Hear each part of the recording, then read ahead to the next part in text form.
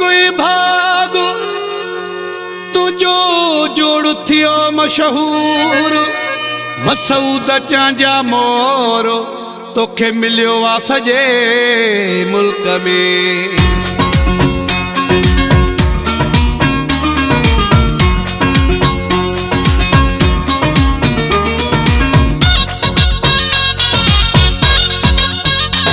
किथां हथ कयो थी इहो मोती दाणो, किथां हथ कयो थी इहो मोती दाणो।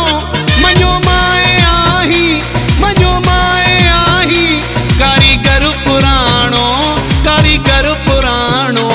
किथां हथ कयो थी, किथां हथ कयो थी।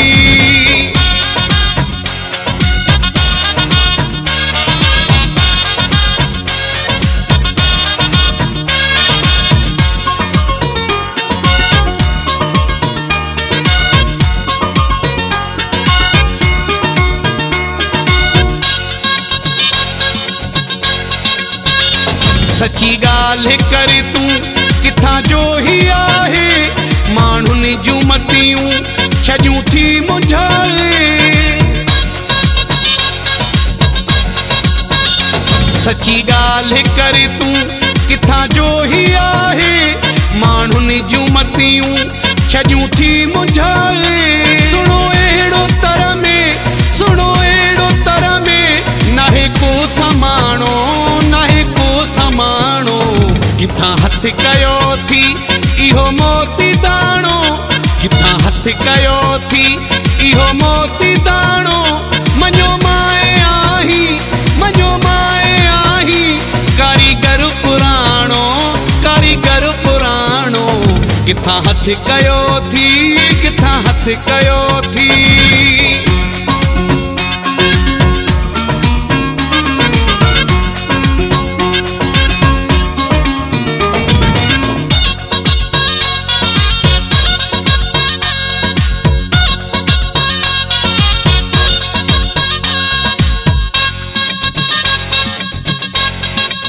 भलो भाग तुंहिंजो आहे यार प्यारा, मौला रंग रखिया अथसि सभई सूंहं वारा।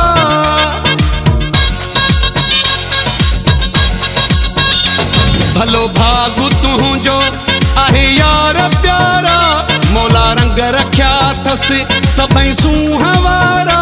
मिलायो थी मौला, मिलायो थी मौला, राजन जो राणो, राजन जो राणो। किथां हथ कयो थी इहो मोती दाणो, किथां हथ कयो थी इहो मोती दाणो। मञो माए आही, मञो माए आही, कारीगर पुराणो, कारीगर पुराणो। किथां हथ कयो थी, किथां हथ कयो थी।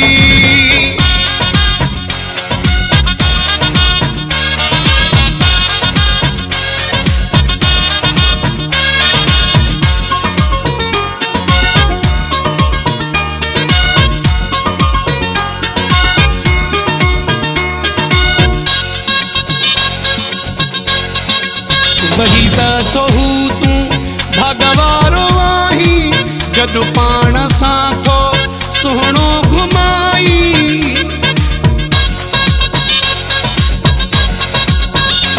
वही त सोहू तूं भगवारो आहीं, गॾु पाण सां थो सुहिणो घुमाई। रखी थो अखियुनि ते, रखी थो अखियुनि ते, दिलबर जो माणो, दिलबर जो माणो। किथां हथ कयो थी इहो मोती दाणो, किथां हथ कयो थी इहो मोती दाणो। मञो माए आही, मञो माए आही, कारीगर पुराणो, कारीगर पुराणो। किथां हथ कयो थी इहो मोती दाणो, किथां हथ कयो थी इहो मोती दाणो। मञो माए आही, मञो माए आही, कारीगर पुराणो, कारीगर पुराणो। किथां हथ कयो थी, किथां हथ कयो थी।